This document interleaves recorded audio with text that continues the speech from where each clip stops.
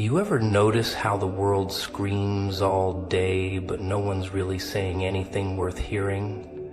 Noise everywhere. Scrolling, shouting, selling. Everybody's in a rush to talk, but when it's time to listen, oh, that's where they choke.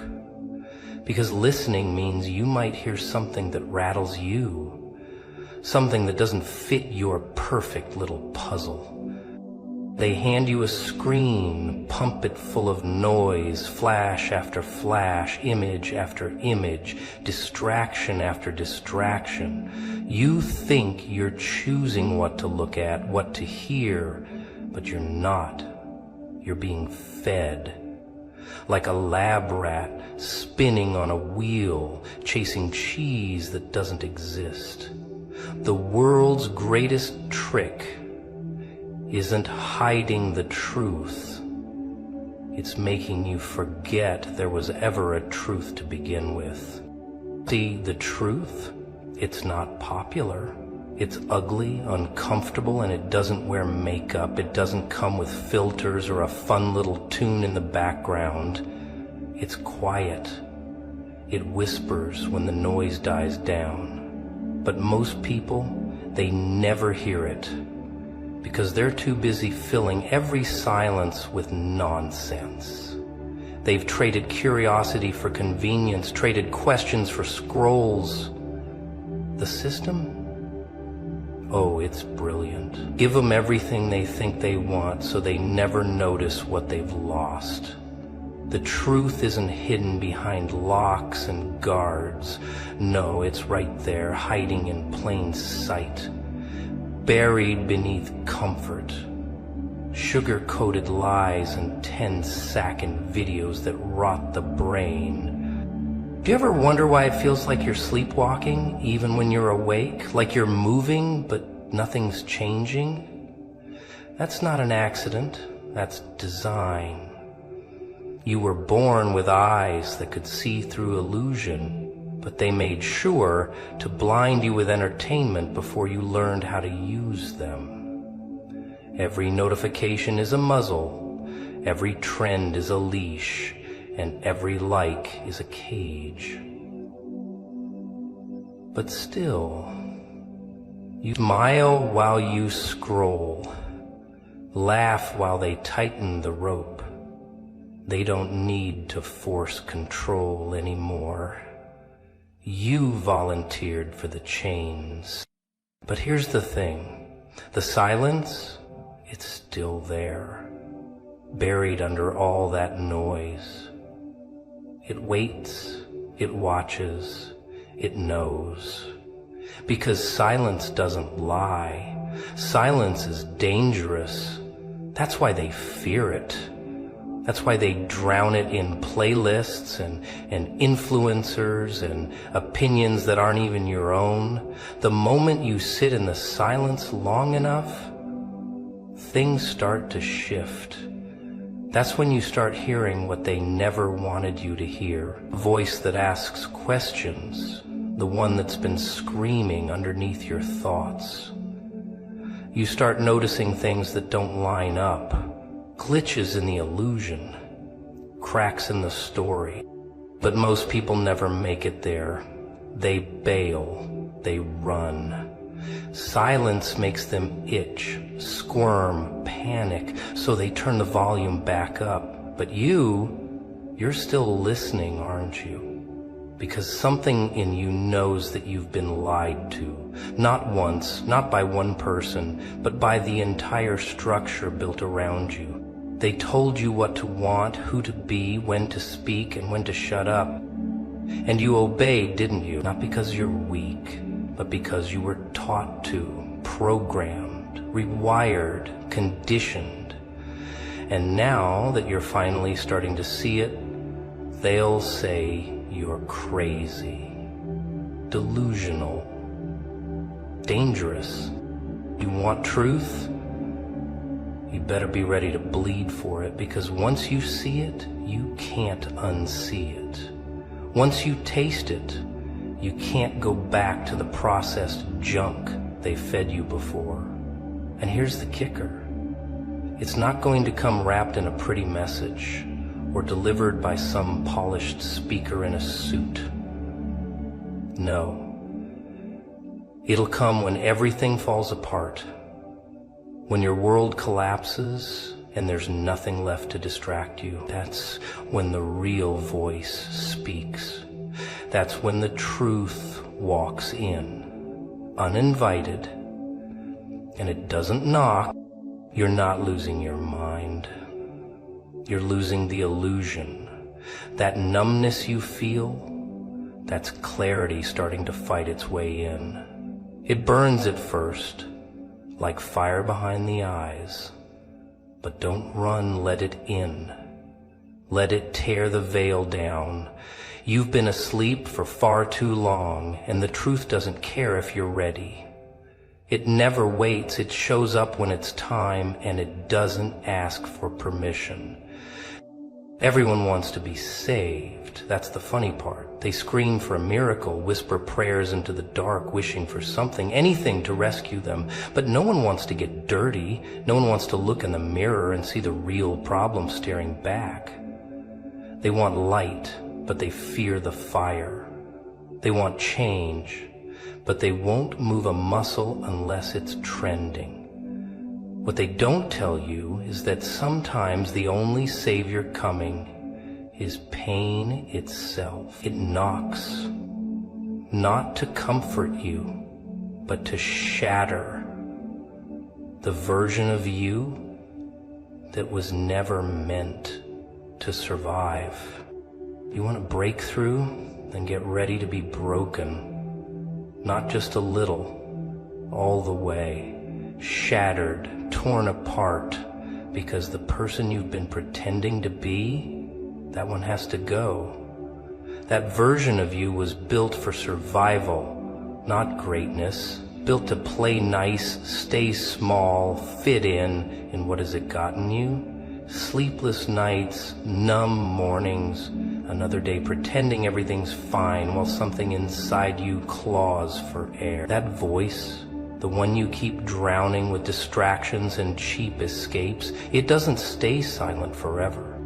They told you to smile through the struggle, stay polite while you drown. But what if I told you the very thing you've been trying to avoid is the one thing that could finally set you free? The chaos, the pain, that darkness that creeps in when the world goes quiet. That's not the end. That's the beginning. That's the storm that rips apart the lie you've been living. And if you can survive it without running back to the same prison you called comfort, then maybe, just maybe, you'll finally meet the version of yourself they tried so hard to bury. Because the truth is, you were never meant to blend in. You were meant to rise above, not with elegance, not with grace, but with scars, with blood on your knuckles and fire in your eyes. They won't clap for you when you start. They'll call you unstable, too much, too intense, because deep down they fear what you're becoming, not because it's wrong, but because it reminds them of what they could have been if they hadn't sold their soul for approval. Do you know what it's like to wake up and realize the cage was never locked? That the prison was built in your head, reinforced by every lie they fed you? That the door was open the entire time, but you never walked through it because comfort whispered louder than courage. And now here you are, realizing what they hoped you'd never figure out, that no one is coming, no magic savior, no perfect moment, just you and the storm. You want out? Good. But first you're going to have to kill every excuse.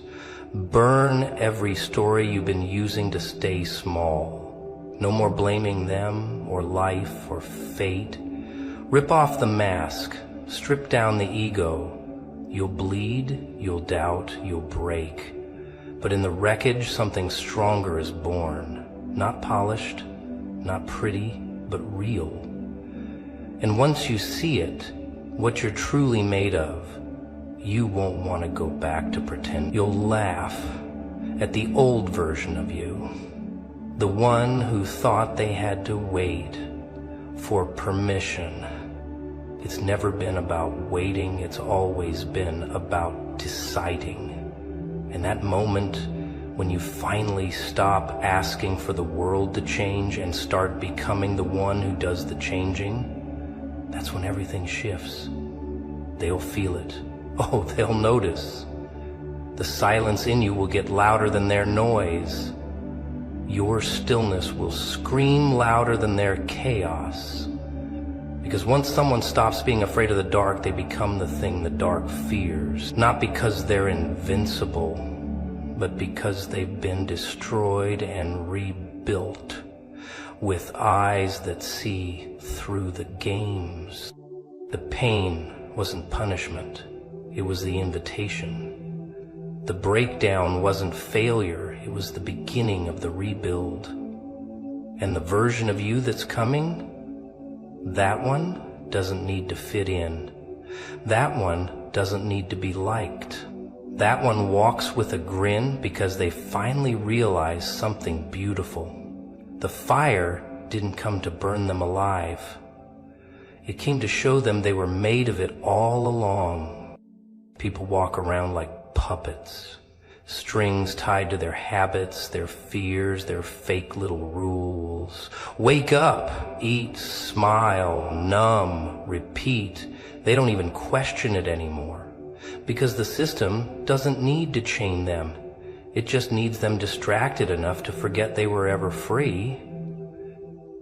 And that's the trick, isn't it? You get them busy chasing crumbs and they forget they were meant to own the whole damn table. You ever notice how quiet it gets when you stop pretending, when you don't laugh at the joke? Don't fake the interest. Don't say I'm fine when your insides are on fire. That silence, it scares them because it means you're slipping out of their grip, out of the mold, out of the story they forced you into. That's when they call you broken, dangerous, unstable. But the truth is, you're waking up. They don't want that. They want you manageable, predictable, like a domesticated beast. But what happens when the beast remembers it's wild? What happens when it stops sitting, stops obeying, stops apologizing for its hunger? They panic. Oh, they panic real good. Because the second you stop needing their approval, their control dies. And they know it. You were born into a script written by people who forgot how to live, and they passed it down like a curse. Study this, work that, say please, say sorry. Hide your fire, swallow your dreams. And the best part, they convinced you it was all your idea. That's the punchline. You spend your whole life trying to be enough for people who never even knew who they were. So, here's the twist. The moment you realize you don't have to play along anymore, that's the beginning of the real chaos. Not the kind you run from. The kind that sets you free. The kind that tears down the fake smiles and polite lies. The kind that reveals what you are underneath the roles and expectations. And it isn't pretty. It isn't soft. But it's real. And real scares the hell out of them. People say, don't be angry. Don't be loud. Don't be too much. But why not? Who does it serve when you shrink? Who wins when you stay silent? Not you, not the truth. Only the illusion. And the illusion has had its turn. Now it's your move. So scream, burn, break the mirror, do whatever it takes to see the thing they tried to bury. Your actual self, the one that didn't ask for permission to be alive. You don't need to be understood. You don't need to be liked. You need to be awake. You need to be alive, because everything they ever told you to fear, failure, rejection, pain, it was all designed to keep you tame. But you were never meant to be tame. You were meant to rip the mask off this world and show it what happens when someone remembers who the hell they are. Most people are addicted to comfort. They'll choose the familiar misery over uncertain freedom every time. Not because it's better, but because it's known. Known is safe. Known doesn't hurt as much. But you're here because something inside of you refuses to stay asleep. That little spark, that ache in your chest, that's not weakness. That's not weakness. That's not weakness. And now it's ringing louder. You feel it when you scroll, when you stare at the ceiling, when everything feels wrong, but no one says anything. That's the edge. The edge where everything changes. Not because someone saves you, but because you finally decide to stop pretending. That's the shift. That's when the old world cracks open and something new starts to bleed through. So go ahead. Let them call you crazy, let them laugh, let them run. You weren't born for their comfort.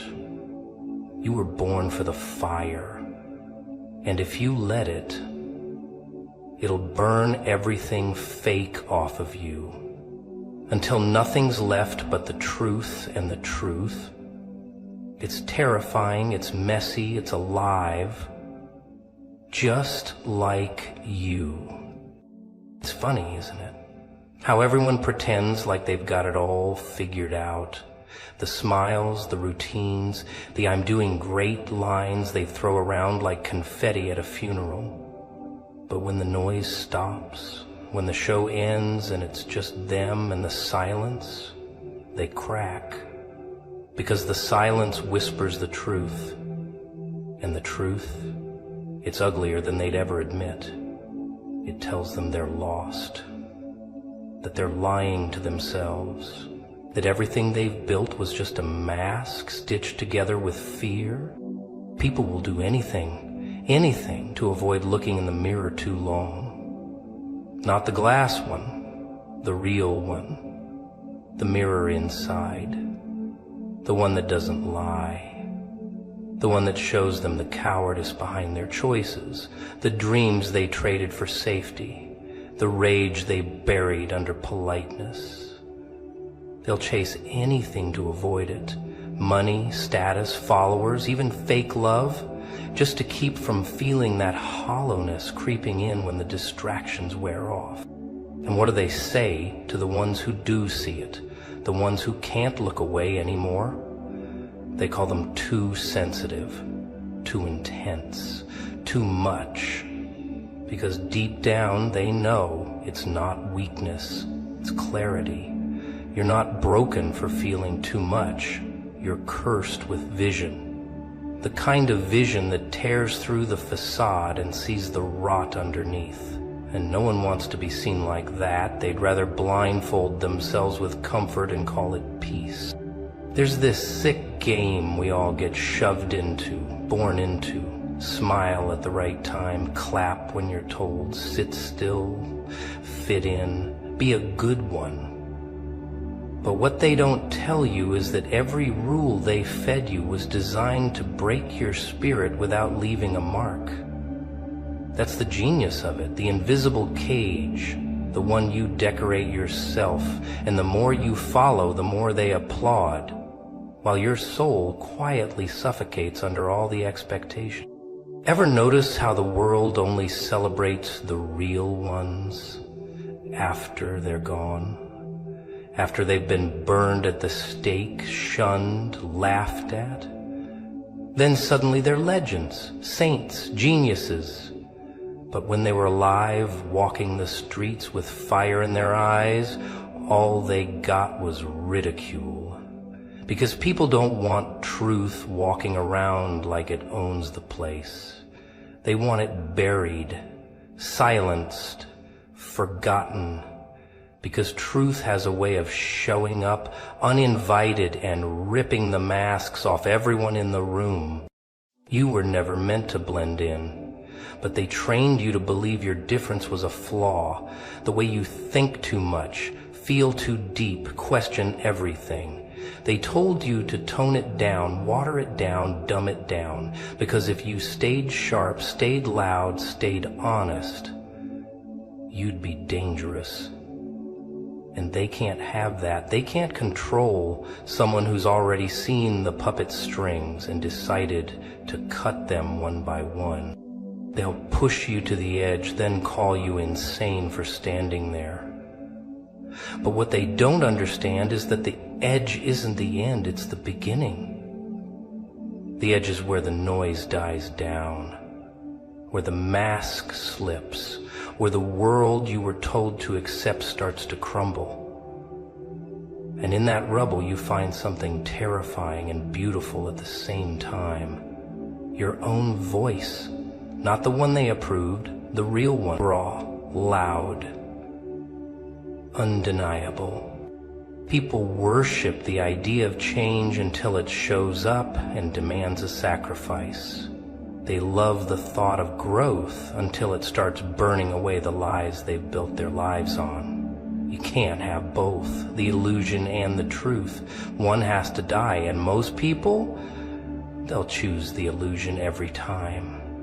They'll die with their potential still locked inside, because at least the prison was familiar.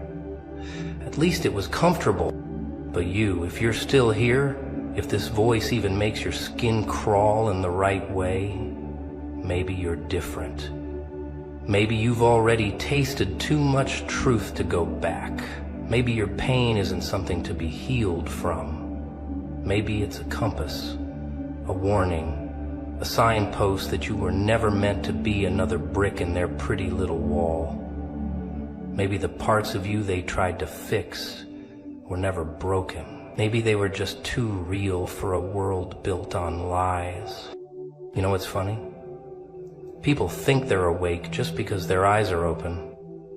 They walk, talk, eat, scroll, repeat, routines on loop, thoughts pre-packaged, feelings neatly stuffed into labeled boxes. But they're asleep, wide awake and fast asleep, dreaming they're free, while every move they make is a reaction, not a decision. That's the trick, see? The illusion of control. They gave you a toy steering wheel and told you you're driving, but the destination was already written before you even knew what a road was. You were told what to value before you ever had the chance to choose. Pretty pictures, shiny things, hollow praise from hollow people. They sold you a life made of numbers. How many likes, how many followers, how many zeros in a bank account that still can't buy you peace. And you bought it, we all did once, because it's easier than asking the questions that tear your reality to shreds. Who am I without this mask? Why do I feel so empty when everything looks so perfect? What if everything I was taught was just a polite version of a lie? No one wants you to ask those questions, not your teachers, not your boss, not the smiling faces in your feed, because questions like that crack the glass, and once it starts cracking, you can't unsee what's on the other side. You start noticing the patterns, the scripts, The way everyone talks like they've rehearsed it 1,000 times. The way they nod, not because they agree, but because it's expected. The way they cheer for things they don't even believe in, just to avoid being the one who sits in silence. Because silence, real silence, makes people uncomfortable. It's where truth lives. They want you tame, predictable, distracted. They dress up fear in words like responsibility and stability and feed it to you until you're full enough to forget the fire in your gut. That fire, they call it anger, rebellion, immaturity, but it's not. It's your soul, remembering what it feels like to be alive, to not just exist, but to burn. They'll say calm down. They'll say be realistic. They'll say just be grateful, but none of that comes from truth. It comes from control. They don't want you to wake up. They want you to comply, because awakened people are unpredictable, and unpredictable people, they're dangerous. Who've ever watched someone break? Not the dramatic kind, the quiet kind.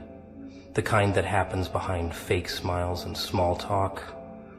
When someone's light dims just a little more every day until one day, there's nothing left but autopilot. That's what they want. People too tired to fight, too numb to question, too scared to change. That's the factory setting. Default human. But every now and then, someone sees the glitch in the matrix. And that moment, that's the beginning of war. Not with guns, with truth, with awareness, with refusing to pretend 1 second long. They'll call you selfish when you stop performing, arrogant when you speak truth without a bow on it, cold when you choose solitude over fake connection. But the thing is, you're not any of those things. You're just awake. And waking up, that's the most rebellious act in a world obsessed with sleep. You're not here to be polite. You're not here to shrink yourself into something small enough to fit into their comfort zones. You are here to be seen, raw and unfiltered. And that will scare them. Good. Let it. Because the ones who truly see you, who aren't blinded by fear, won't flinch. They'll lean in. They'll rise with you. But don't wait for them. Don't wait for applause or permission or validation. They might never come. And if they do, it'll be too late. You weren't meant to be understood by a world addicted to illusion. You were meant to disturb it. Shake it. Burn it if you have to. Because truth doesn't whisper, it roars. And if no one else hears it, fine. As long as you do. So go ahead. Be the glitch. Be the wild card.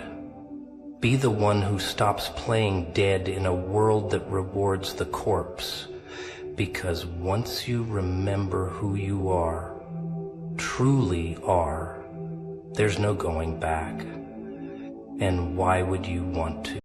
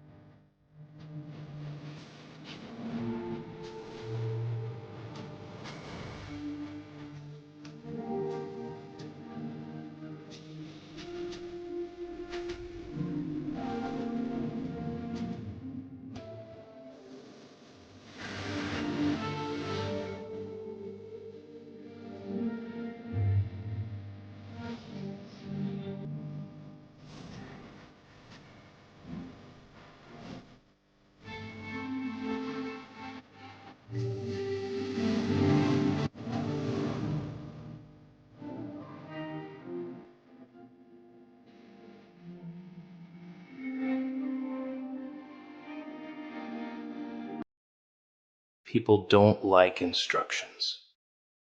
They think they're too smart for them, too strong for them, too independent to need them. But instructions, they aren't there to cage you. They're there because someone already walked through the fire and wrote down the map of survival. Ignore them and you bleed. Follow them and you live. Funny thing is, most people don't realize until it's too late that the very words they brushed off, the ones they thought were unnecessary, were the lifeline they needed when the walls closed in. Every instruction ever given has a history behind it, a scar, a moment where someone somewhere bled enough to learn the lesson the hard way. They didn't just write down rules because they were bored or wanted to control someone else. They carved them out of their own survival. Think about it. Every warning, every direction, every step mapped out was born in pain, in mistakes, in losses that someone else already endured. Instructions are not ink on paper. They are blood on stone. They are echoes of screams turned into whispers for you. Yet people treat them like suggestions, like options, like something they can follow if it feels convenient. That's the madness of it. Taking wisdom that cost someone their life and tossing it aside like trash because it doesn't fit your mood. When you see instructions, what you're really seeing is the evidence of war. Someone fought, someone fell. Someone crawled through hell just to show you where the landmines are. But people think they're clever enough to walk blindfolded through the field, whistling as if they can't possibly blow themselves up. They call it bravery. They call it freedom. They call it independence. But it's not independence when you're stepping into the same trap someone already marked with red paint. It's arrogance. And arrogance is always punished, sooner or later. Instructions are survival codes disguised as words. Every single one is a warning bell. Don't touch that flame. Don't walk down that alley. Don't open that door. You don't need to know why. You don't need the full story. You just need to listen. Because the why is already carved into someone else's bones. The price was already paid. The blood was already spilled. Ignoring it doesn't make you unique. It just makes you next. People love to say they want freedom, but they don't understand what freedom costs. Real freedom isn't about doing whatever you want. It's about staying alive long enough to do it. And you don't stay alive by ignoring the voice that's telling you where the cliff is. You don't stay alive by throwing away the rope handed to you in the middle of the storm. Yet, so many do. They think they're too strong, too lucky, too different. They think instructions are for the weak, for the blind, for the ones who can't think for themselves. And then the trap closes, and they realize the instructions weren't weakness. They were the only shield they ever had. You see, instructions are shortcuts carved out of suffering. They cut through the confusion. They spare you the mistakes. They save you from walking the same dead end path over and over. But people don't like shortcuts that they didn't invent themselves. They don't like maps unless they drew them. So they toss the instructions aside and stumble, fall, bleed, scream, and only then whisper, "Maybe I should have listened." But by then the damage is done. The loss is permanent, and regret becomes the only companion left. The most dangerous lie people tell themselves is, "I'll be fine." That little phrase has killed more people than bullets.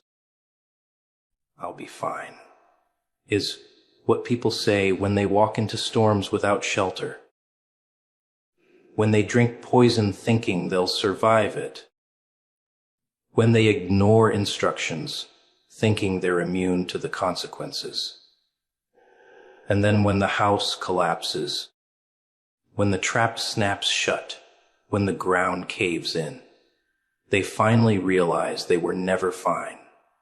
They were warned. They were told. They just didn't listen. Instructions don't exist to control you. They exist to save you from the traps you don't see. They exist because someone already went ahead of you and saw the knife in the dark, the pit in the road, the fire waiting to burn you alive. Ignoring them is like laughing at someone who hands you armor before a battle, tossing it aside because you think you're untouchable.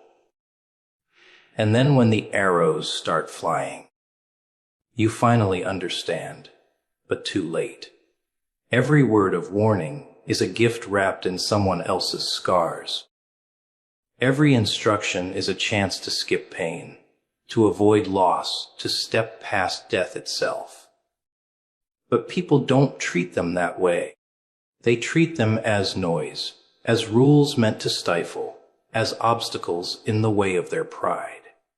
And pride loves deaf ears. Pride loves blind eyes.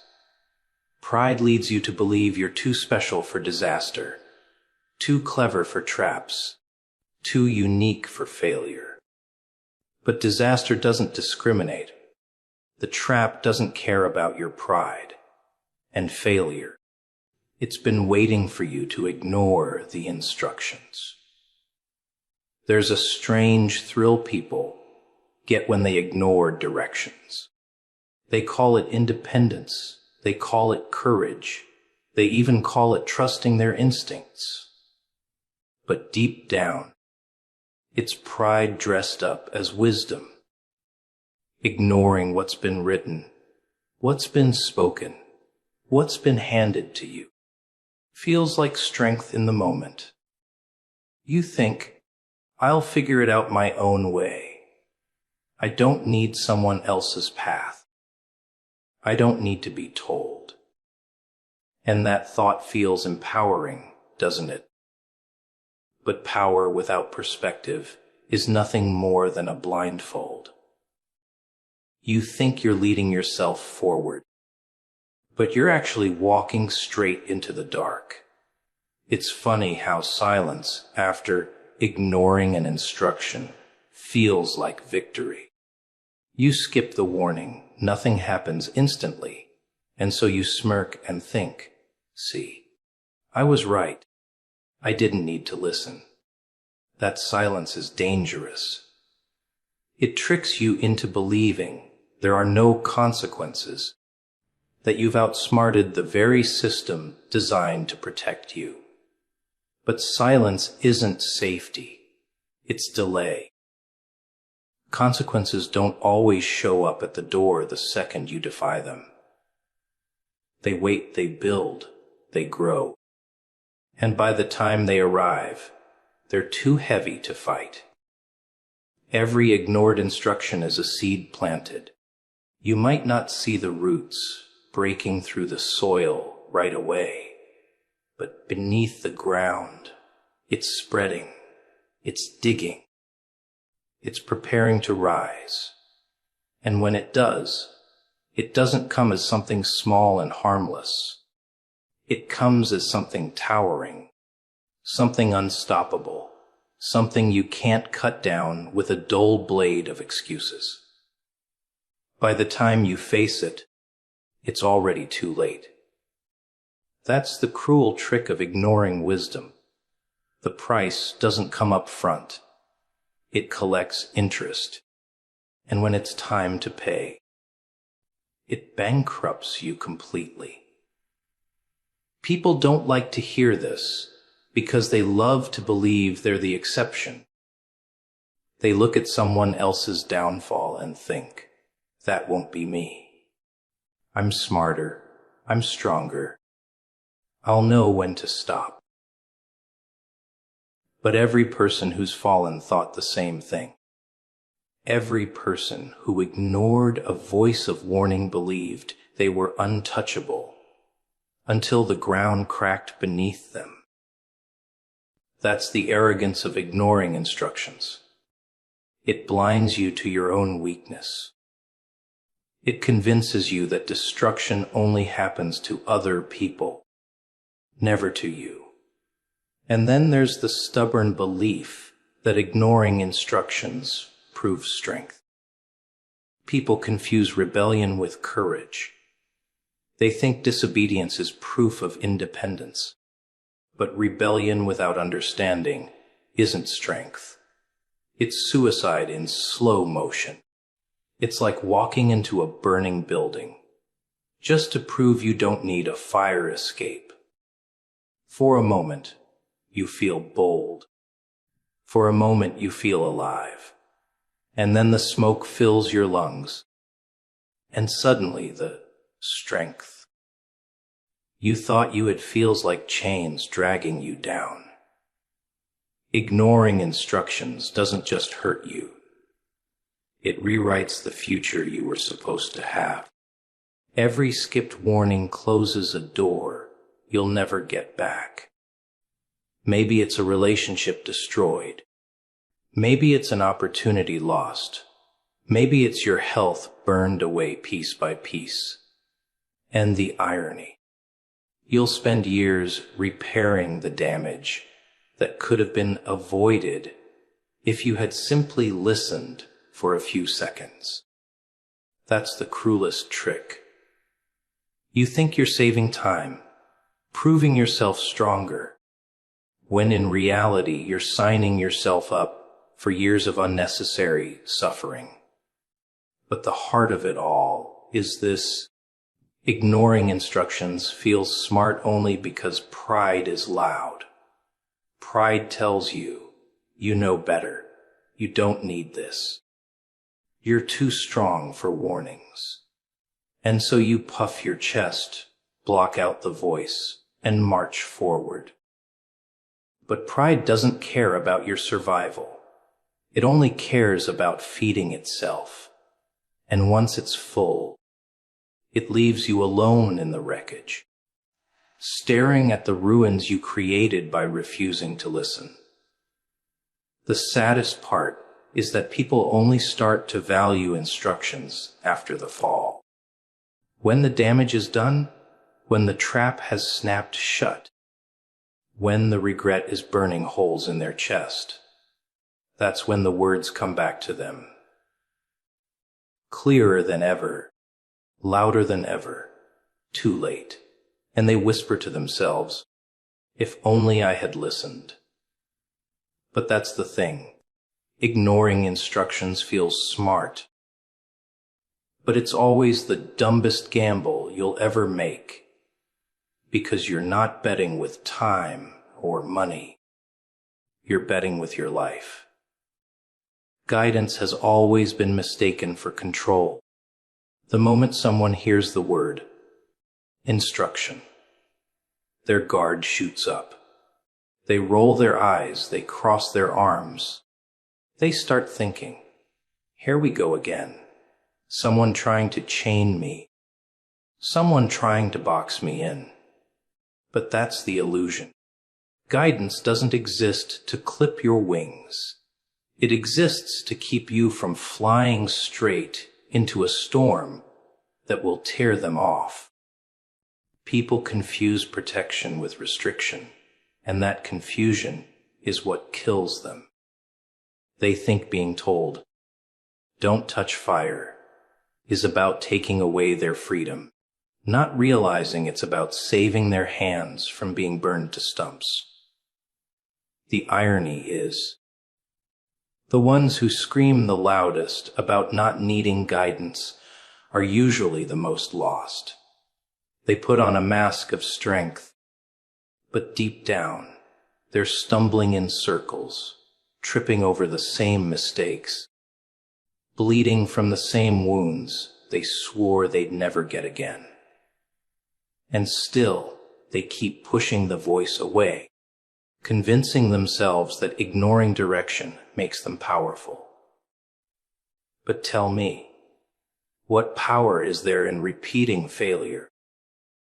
What strength is there in walking headfirst into a trap that could have been avoided? Guidance isn't a prison. It's a flashlight in the dark, and only fools smash it to prove they're not afraid of shadows. Every piece of guidance carries a purpose you might not understand in the moment. That's the beauty and the curse of it. You hear the words, but you don't see the danger it's trying to pull you away from. And because you don't see it, you dismiss it. You think, if I can't see the fire, then maybe it's not real. But fire doesn't disappear just because you close your eyes. The trap doesn't move just because you deny it. The pit doesn't fill itself in just because you decide you don't believe in falling. Guidance doesn't need you to see the danger. It needs you to trust that danger exists, even when your pride insists it doesn't. The trickiest part of guidance is that it often goes against desire. Nobody wants to hear, wait. Nobody wants to hear, stop. Nobody wants to hear, turn around. People want green lights, fast roads, easy paths. So when guidance tells them to slow down, to be silent, to choose the harder way, they treat it as an enemy. But guidance doesn't care about your desires. It cares about your survival. And survival isn't always about what feels good in the moment. It's about what keeps you alive for the long run. But people are so blinded by hunger, by impulse, by lust for the easy way. They'll ignore the map in their hands just to chase the glittering trap right in front of them. There's a cruel truth about guidance. If you follow it, you may never even realize what it saved you from. You won't see the bullets that missed you, the pits you didn't fall into, the storms you didn't have to fight through. And because you don't see those invisible battles, you take guidance for granted. You think, it wasn't that bad. I would have been fine anyway. But you wouldn't. You would have been destroyed, and you'll never know how close you were to ruin. That's the tragedy.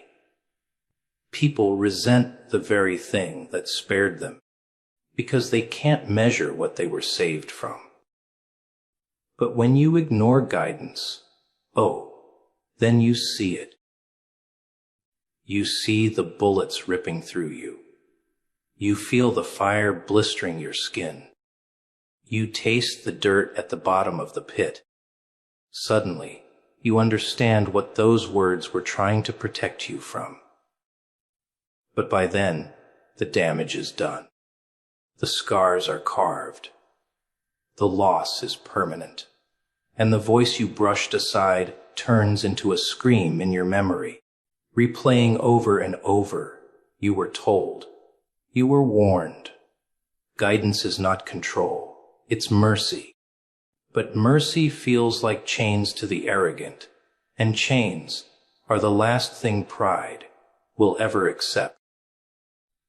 People would rather crawl through fire than admit they needed help. They'd rather drown than admit they needed a hand. They'd rather rot in regret than admit the instructions were right. and so they die clutching their pride, never realizing they could have lived if they'd just listened for a moment. Guidance doesn't exist to hold you down. It exists to hold you up, to keep you from being buried alive under the weight of your own stubbornness. And the only tragedy greater than ignoring it is pretending you never heard it in the first place. People think timing is just about clocks, calendars, and schedules. They think it's something mechanical, predictable. Something you can set on your phone and get an alert for when it's ready.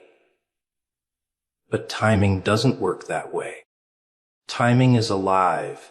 It breathes, it twists, it hides, and it tests you when you least expect it. It's not a machine. It's a living force that either works with you or against you, depending on whether you respect it. And the cruelest part about timing is that it doesn't care about your impatience. It doesn't bend for your desires. It only bows to truth. People ruin themselves not because they don't get opportunities, but because they destroy them by showing up unprepared, rushing in too soon, or arriving far too late. When timing whispers wait, most can't handle it. Waiting feels like suffocation to the impatient. They confuse stillness with failure. They mistake silence for absence. They see pause as punishment. But waiting isn't punishment. It's preparation. It's sharpening the blade before the battle. It's building the foundation before the tower. It's clearing the land before planting the seed. People who despise waiting often end up planting in rocky ground, swinging dull blades, building towers that collapse with the first wind. They wanted the reward without respecting the rhythm. And so, when the moment finally came, they weren't ready to receive it.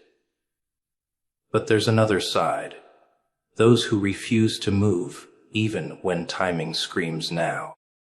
They hesitate, they second guess, they let fear chain their hands to their sides.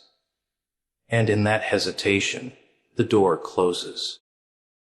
Opportunities are living things, and living things don't wait forever.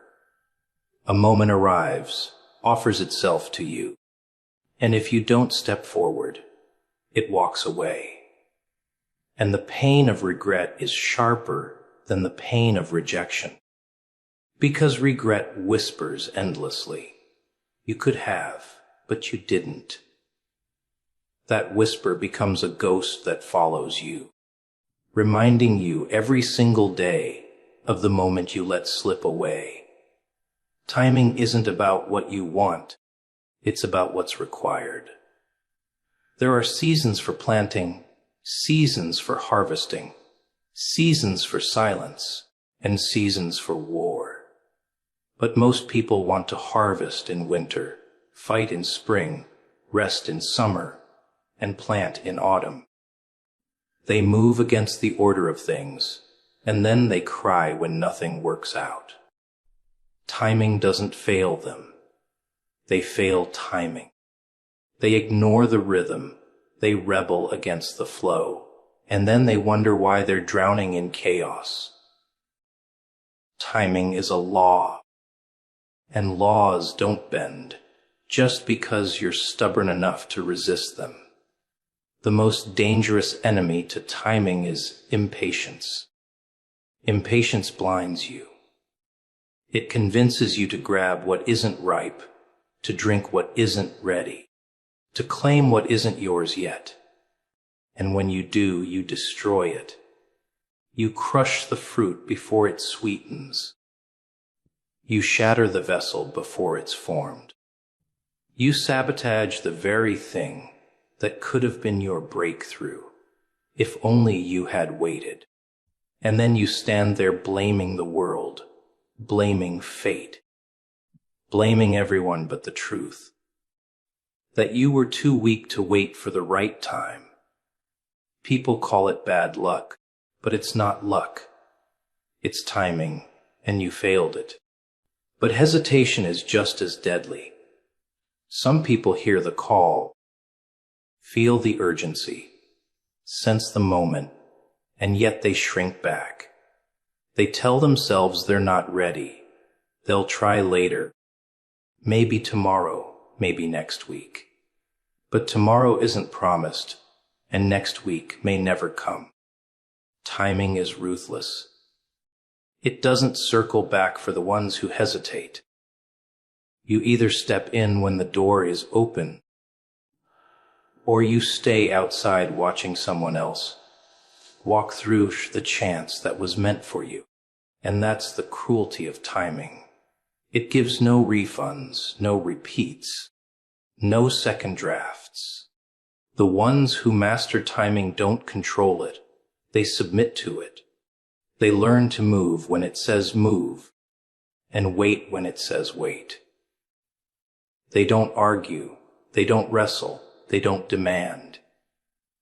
They align themselves with it, like a sailor aligning with the wind, like a dancer moving to the music.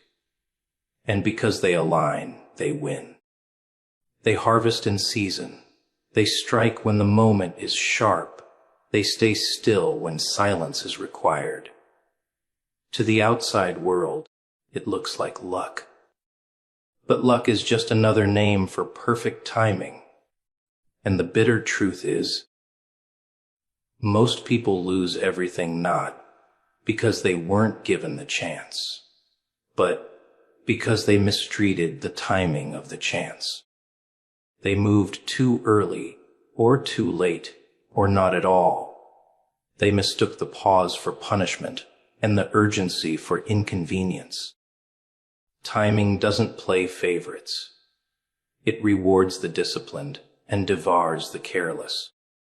And those who never learn to respect it end up living in a cycle of mischances, wasted years, and endless regret, never realizing that their downfall wasn't fate, wasn't cruelty, wasn't bad luck. It was timing, and they never learned to listen to it. Sacrifice is a word that people love to avoid, like a bitter taste they don't want on their tongue. They want gain without giving, reward without release, victory without cost. But life doesn't trade that way. Life is a merchant, and it demands payment before it delivers. And the payment isn't always money. It's time, comfort, pride, sleep, safety, reputation. Something must bleed before something can be born. The problem is, most people want to clutch everything in their fists and still receive more. But closed hands can't receive anything. To gain what is destined for you, you have to lay something down. Sometimes the very thing you think you can't live without. But here's the trick. Sacrifice always feels bigger than it really is in the moment. Fear magnifies the cost and shrinks the reward. People say, if I let this go, I'll lose everything. But what they're really saying is, if I let this go, I'll lose the little cage I've called comfort. They cry over giving up chains, while the door to freedom is wide open. They mourn the death of their prison, as though it was their palace. They can't see that what they're holding onto is the very thing suffocating them. And because they won't let it go, they forfeit the very promise they've been begging for. Sacrifice is not loss, it's exchange. It's a trade. You let go of the lesser to take hold of the greater. But here's the cruel joke. Most people cling so hard to the lesser that they never see the greater. They'd rather hold crumbs in their hands than release them to receive a feast. They choose temporary pleasure over eternal gain, instant comfort over lasting security, applause in the moment over legacy in the future. And the world is filled with graves of people who refused to sacrifice, who spent their entire lives preserving scraps while forfeiting kingdoms. The weight of sacrifice scares people because it feels final. But what they don't realize is that refusing sacrifice is far more final. You can recover from losing sleep, losing money, even losing reputation. What you can't recover from is losing destiny. Refusing to sacrifice doesn't preserve what you love. It kills what you were meant to be. Every great story, every great victory, every great rise was carved through the blade of sacrifice. The world remembers the ones who gave something up, not the ones who clung to everything and never moved.